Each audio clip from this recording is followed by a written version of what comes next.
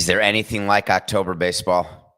If you're right now watching this, that means that you may have seen Chris Taylor just hit a walk-off two-run home run against Alex Reyes. The Dodgers have beaten the Cardinals in a game that was sure to go to extra innings. Alex Reyes, the deposed closer, is in for the Cardinals.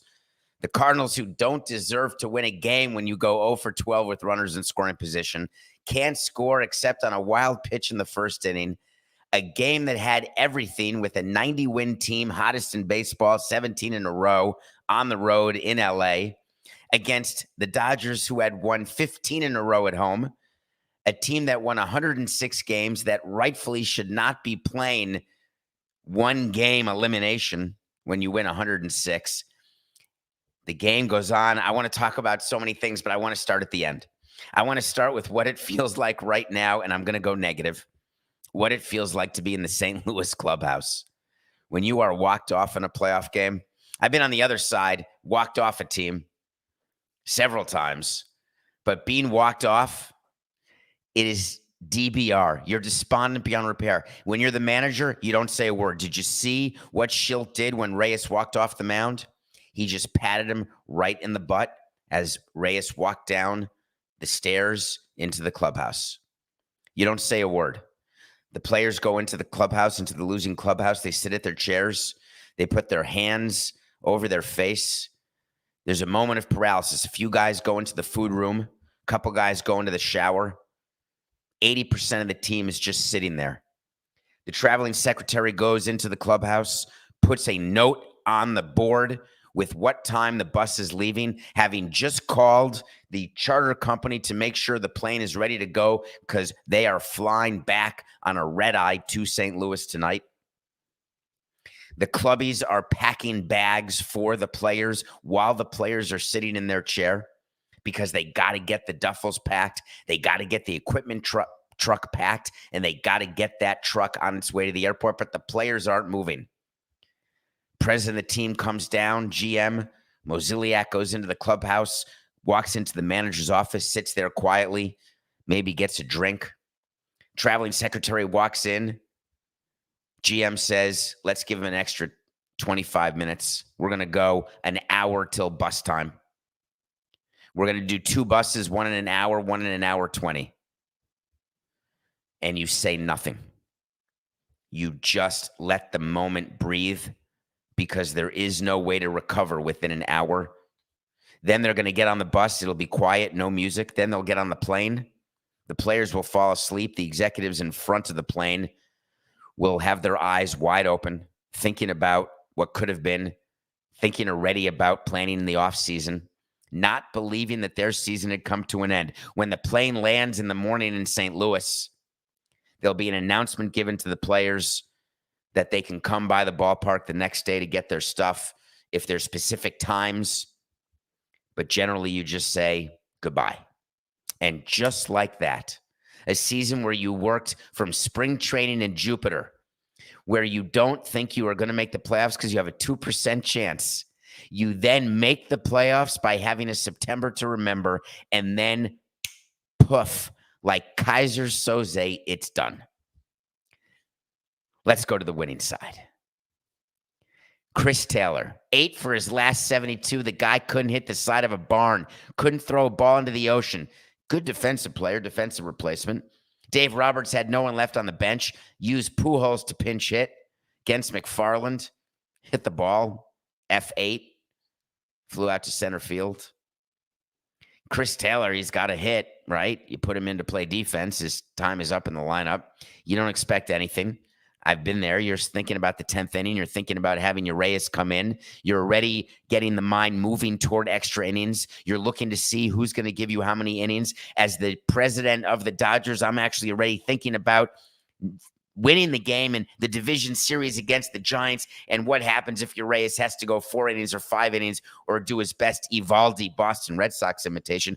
All these things are going on in my mind as Chris Taylor comes to the plate, because there's no way he's hitting a ball to walk off. It's not going to happen.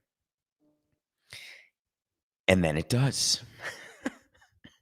Chris Taylor hits a walk-off home run. The fact that Bellinger stole second base beforehand didn't matter. Reyes wasn't exactly distracted by him. Taylor got him. That's why baseball is so great. Max Scherzer and Adam Wainwright pitched a great game. Didn't matter. They didn't even figure into the outcome. So Taylor hits the walk-off. Celebration's happening. Do you know what's going on in the clubhouse? All of the champagne that is stuck in the clubby's office. And I've been in the home clubhouse in LA. So it's in a place where it's accessible, but it's not nearly ready for the players to access it. But you know very well, once the bottom of the eighth is over, that if the Dodgers are going to win, it's going to be a walk-off. So the clubbies are all ready. They know exactly what to do. The ball is off the bat, crack of the bat. The clubbies immediately, you bring the champagne into the middle of the room. They are covering the lockers with plastic.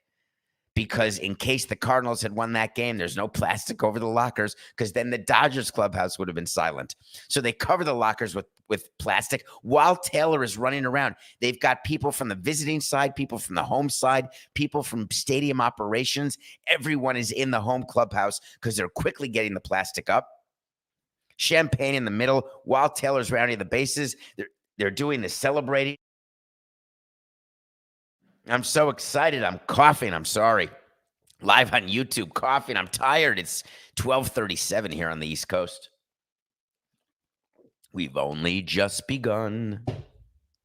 So they set it all up. The players are celebrating. They're jumping up and down. They're doing interviews on the field. They're ripping off Taylor's jersey. Meanwhile, it's a frenzy inside the clubhouse to get it ready. The goggles are in one place, the champagne, the beer. Meanwhile, Stan Kasten, the president of the Dodgers, Andrew Friedman, they're going to celebrate, they're going to enjoy, and then they got a plan to go to Frisco. The traveling secretary has to get them to Frisco tomorrow because they start on Thursday to play the one team that's done better than they did, knowing that the Giants are rested, have their rotation ready to go, and the Dodgers are going to go with Buehler game 1, Urias game 2, and then Scherzer game 3. Oh, my God, what a game. When you walk off like that, there's no better feeling. We walked off game 4 of the World Series. Alex Gonzalez hits the home run off Jeff Weaver. And all I remember thinking is we just tied the World Series at 2. It's now a 2 out of 3 game series. 2 in New York, 1 in Florida. I'm thinking that the odds of Alex Gonzalez hitting a home run are the same as the odds of Chris Taylor hitting a home run. It's going to be a mistake. If it happens, it's just going to be some sort of manna from heaven. The odds are nothing, and then it happens, and you just go into that clubhouse when it's not a clinching game after that walk-off. We actually didn't celebrate. We celebrated on the field, walked in the clubhouse, a lot of ass touching, and moving on to the next game 5, which was also at Pro Player. But when you walk it off to win a series, MLB's happy the Dodgers won. Fox is happy the Dodgers won. No doubt about that. Turner's happy. All the networks are happy. They needed the Dodgers. I'm happy the Dodgers won. Not because it was the pick of the day, which you'll hear on Tomorrow's Nothing Personal, which it was the pick of the day, so we got that right. That's not why I'm happy. I'm happy because because of the role I played and the part that I had in baseball for all those years, I did not want a 106-win team to lose a wild card elimination game. As much as I really don't like the Dodgers because they use their money as a sword and not a shield, they bully teams around like not just the Marlins, but all teams. They bully them. But I do not want a 106-win team to go home in a day. A couple other things of note with the game that I just want to point out that are going to get forgotten because of the walk-off. The Cardinals went 0 for 12 with runners in scoring position. You cannot win a game going 0 for 12. It's just not going to happen. 0 for 12 people say, oh, they don't have clutch hitters. All the analytics guys. It's not clutch. They weren't clutch. It happens in a small sample size. It's just bad luck. Second thing, Dave Roberts pulling out Scherzer. Did you see how pissed off Scherzer was? Did you see it?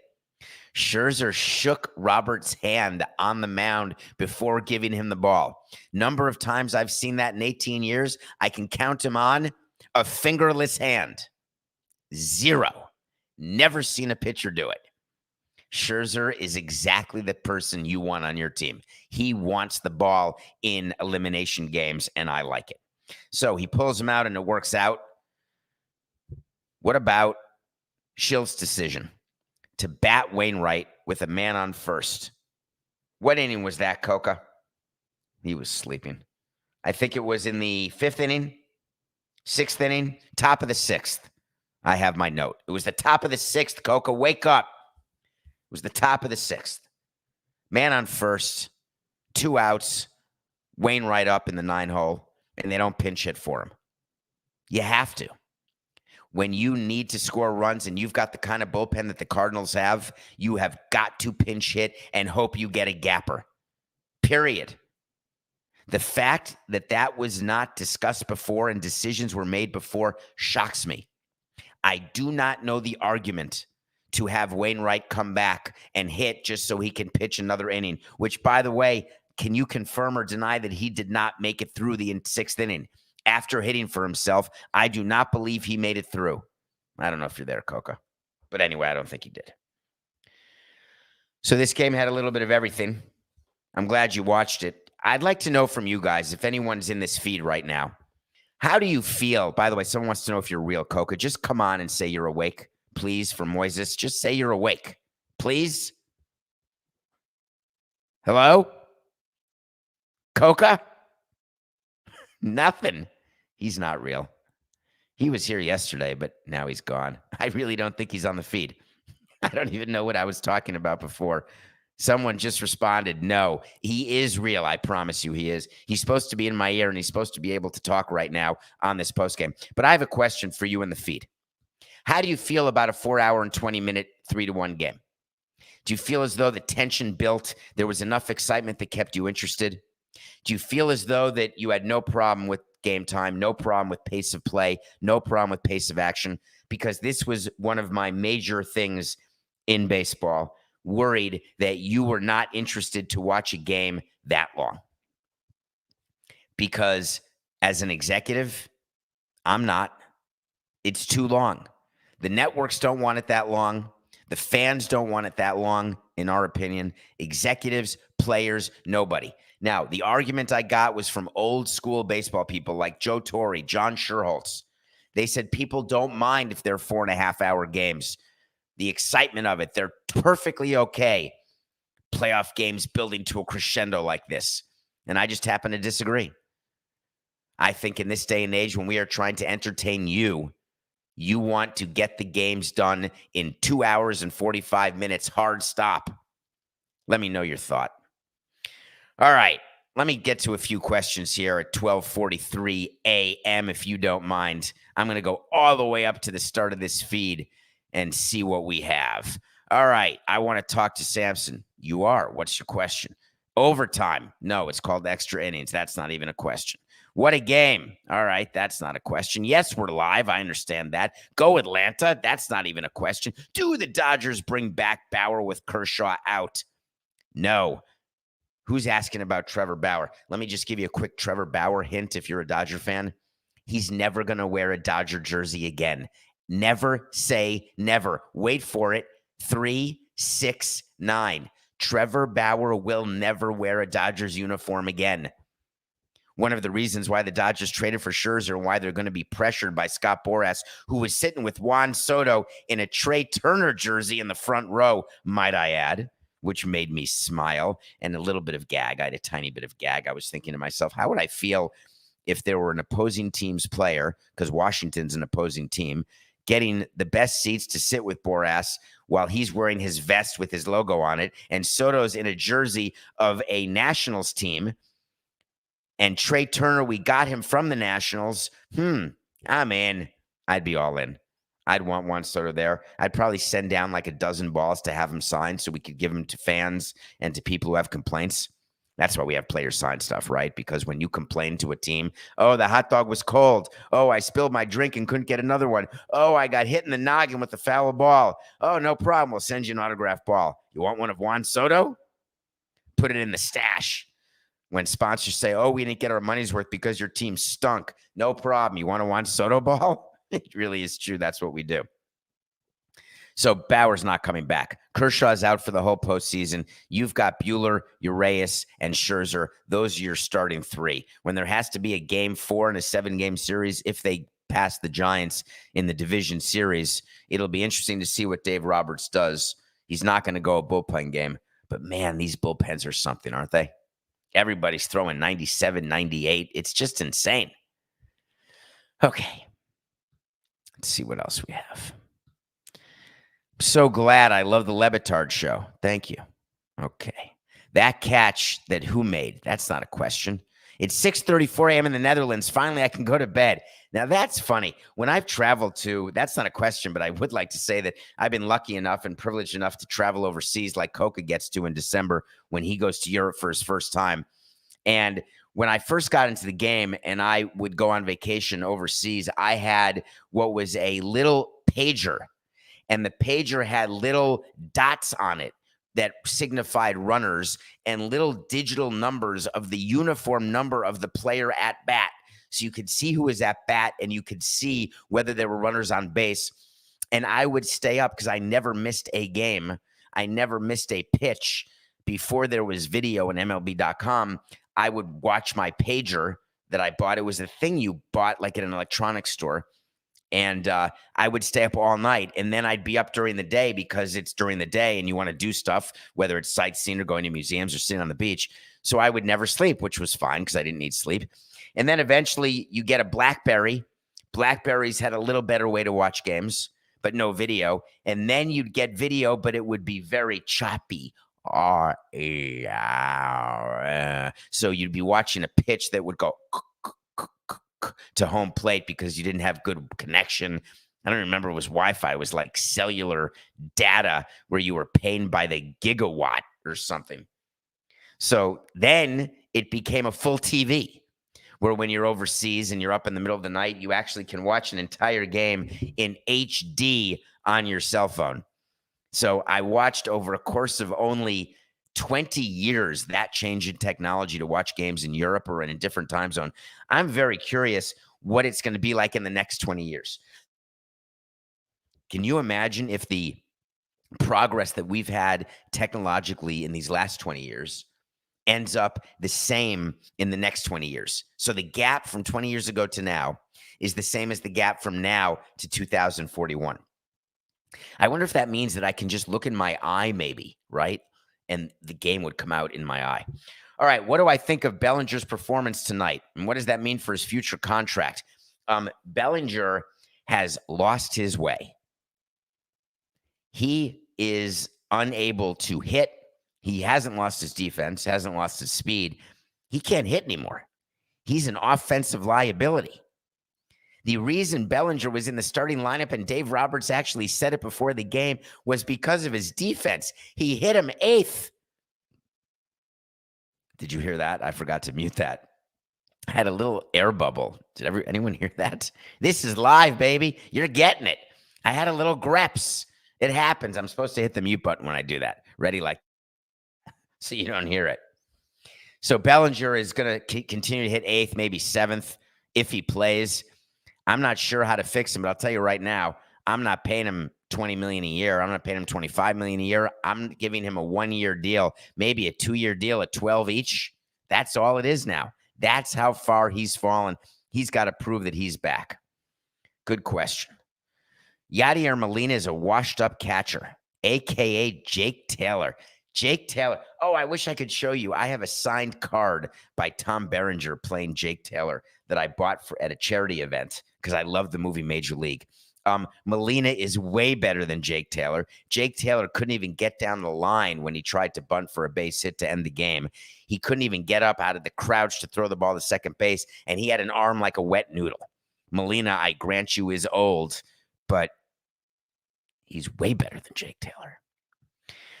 Okay, what do I think MLB? Home field for the Giants, is that a factor? And I'm not answering that question. Okay. David, what do you think MLB can do to address slow pace of play? It turns casuals like myself off. I'm glad you didn't say like incels like myself. No, I still would have answered the question. Who am I to judge? Okay, what do I think MLB can do to address slow pace of play? Here's what we want it to do. We want it to go to 3 balls. We want it to go to 2 strikes. I actually talked about that stuff. I talked about having the ability to hit out of order. We need offense. I wanted the ability when it's the ninth inning, you can put up whoever you want. You want the same guy to hit 3 times? Let him hit 3 times.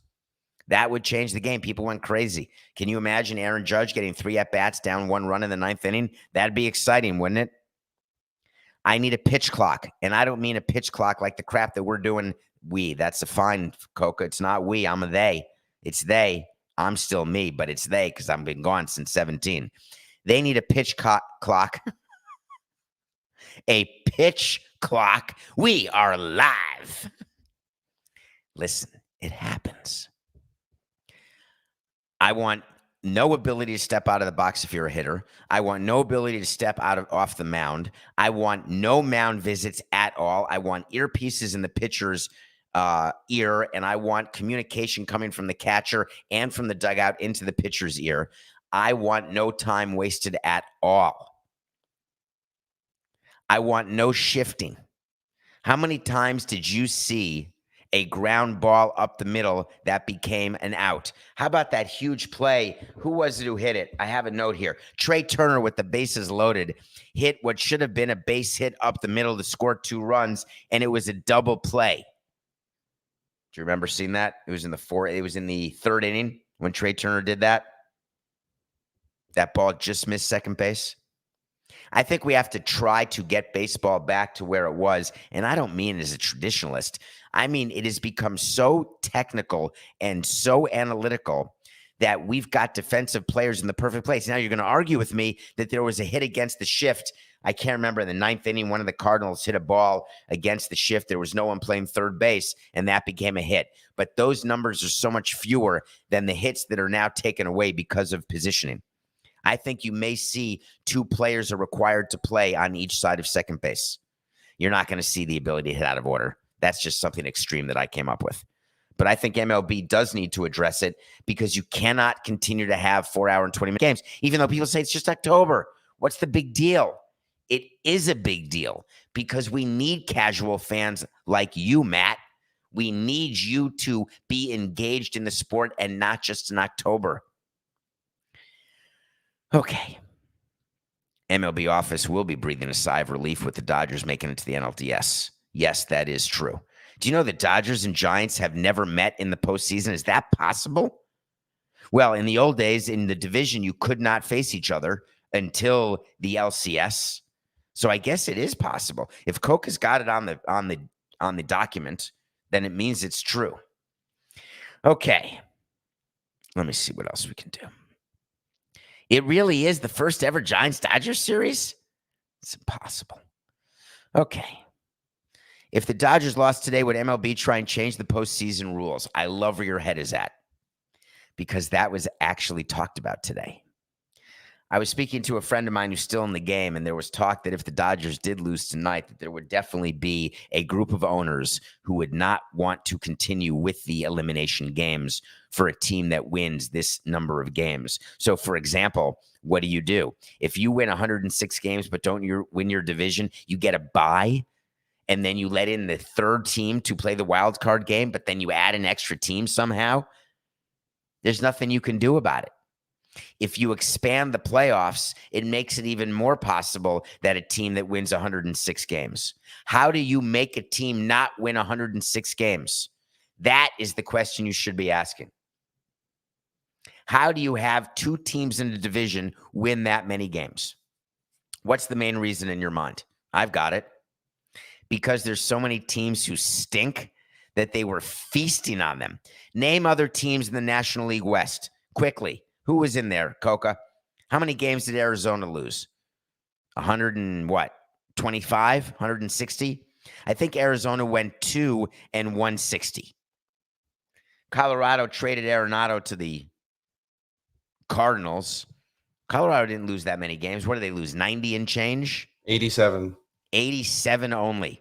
And who's the other team in the National League West? Not the Diamondbacks, not the Cardinals, not the Giants, the Padres. What about the Padres? My point is this. There's enough teams losing enough games, tanking and losing enough games that you've got teams winning all these games. The NL West had 200-win teams. There's a division in the American League. Let me think about this. Yankees, yes. Blue Jays, yes. Red Sox. Didn't they each win 90 games and then Tampa went 100? So 4 teams won over 90 games in one division because Baltimore went 1-161. When you've got that situation, you've got angry owners. You think the Blue Jay owners up in Canada, the people who run Rogers, you think they're not unhappy that they're not in the playoffs winning 90 games? It's impossibly tough to win 90 games, and then you do, and you don't get one October game. What about the Yankees being angry that they won 90 games and didn't get a home game? They won 92 games, 92-70, and did not get a home playoff game. And home playoff games are critical for owners because A, they make money, B, they have a touch point with people at that game to get them to buy into the next season. Those are all very critical issues. So do I think that the Dodgers losing this game would have guaranteed change? No, but it would have brought it to the forefront. Do I think the Dodgers winning tonight makes those discussions go away? No, because as part of this new collective bargaining agreement, you are going to see expanded playoffs, in my opinion. You are going to see more elimination games, not fewer, but you are going to see a bye for division winners, maybe with the best record. Winning the most games gets you a bye. Maybe you're going to see the top wild card team get such a huge advantage over the other expanded playoff wild card entrants so that the Dodgers at 106 wins, if by chance they don't win the division, they have such an advantage to get onto the division series where, for example, they could lose twice before being eliminated and the other teams can only lose once. All of those things will be on the table because of the numbers. I will be able to find 23 owners in Major League Baseball who will put enough pressure on the commissioner, showing him the votes that they have and the voting block they have, that they don't want to ever see a 100-win team go home in one day. All right, what's next, Coca? I don't really like either team, but it was really a great game overall. So I want to talk about that issue very quickly, Ray, if you don't mind. One of the things that we talk about internally in the game when we're trying to negotiate rights deals and national rights deals is that the number of people watching in October, even in non-elimination games, by definition will be more than any regular season game. And when you are paying all the money in rights fees, the billions of dollars that MLB gets, what we always say is you're just paying for October. Forget Sunday night baseball and Wednesday night baseball and Tuesday night and afternoon games on a Sunday or a Saturday game of the week. None of that matters because no matter what we do to the sport, because the number of people playing fantasy baseball is so many fewer people playing fantasy baseball than fantasy football, because the number of dollars bet on baseball is so much smaller than the number of dollars bet on basketball and on football. We don't have that built-in audience during the regular season the way those other sports do. But what we do have that the other sports don't is this crescendo of October. It's a far better postseason tournament than the NBA or the NFL. When you ask the casual fan, they will say to you, I will watch October baseball having not watched a single game until October. There are very few people other than the Super Bowl who would say, I don't watch football during the season, but I'll watch Wild Card Weekend or I'll watch the NFC Championship. The people who don't watch during the season are the ones who go to Super Bowl parties and go into a box pool and they'll watch the game. If you don't follow the NBA or know which team you like, generally you are not going to watch the playoffs because you're not interested in watching a first round 4 to 7 game series. How many people watch the NCAA basketball tournament who don't watch one college basketball game? Pretty much everybody. The concept of bracket pools, good. The concept of elimination games, better. So the way we get you engaged in October is with more elimination games, not fewer. And then as these series build in MLB toward the league championship series, where it is the only playoffs going on, where you've got this outdoor game of beauty where people are freezing and they're wearing parkas and you've got players wearing hats and earmuffs, There is something about that that causes casual fans to watch. And broadcasters know it. Owners know it. So, Ray, you're not alone. You're going to watch October baseball. We count on it. Get paid for it. Okay. How about another question? Oh, thank you, Austin. Wainwright got 1 out in the 6th. I think I got that right. So many people don't think you're real, Coca. That's very strange. All right, what's the next question? Everybody on you, Coca. Length of game doesn't matter to me in this game like it usually does, says Brandon. Brandon, I'd like to know, where are you from? Are you from St. Louis or from Los Angeles? I'm just curious. Okay. I think the last concept that I want to talk about is this as we close up, because it is 1 o'clock in the morning. I want to talk about what I want to look for when we do the show tomorrow, because I want you to tune in to Nothing Personal. We're going to talk about the division series, but I want to talk about it from a standpoint of what you do when you are facing the Dodgers and you've won 107 games and you're the San Francisco Giants. What you do when you've won 100 games and you're the Rays and you're facing the Red Sox. How do you deal with a team that is coming off of a celebration of winning an elimination game? And what is the importance of game 1 of that series? Here's a little spoiler alert. The Rays and the Giants are guaranteed to win game 1 of their division series, because if they don't, they're going to be upset. And I don't mean angry and crying. They're not going to win their series. The winner of game 1 in this best of 5 coming off these elimination games, the winner of game 1 wins the series. Wait to see. Mark my words. All right, we're going to do this postseason again. This has been about a half hour. I've appreciated you staying awake. We're going to wake up and do another Nothing Personal tomorrow morning. I promise you that. We appreciate your loyalty. Baseball's back. October is the month. And remember, it's just business. This is Nothing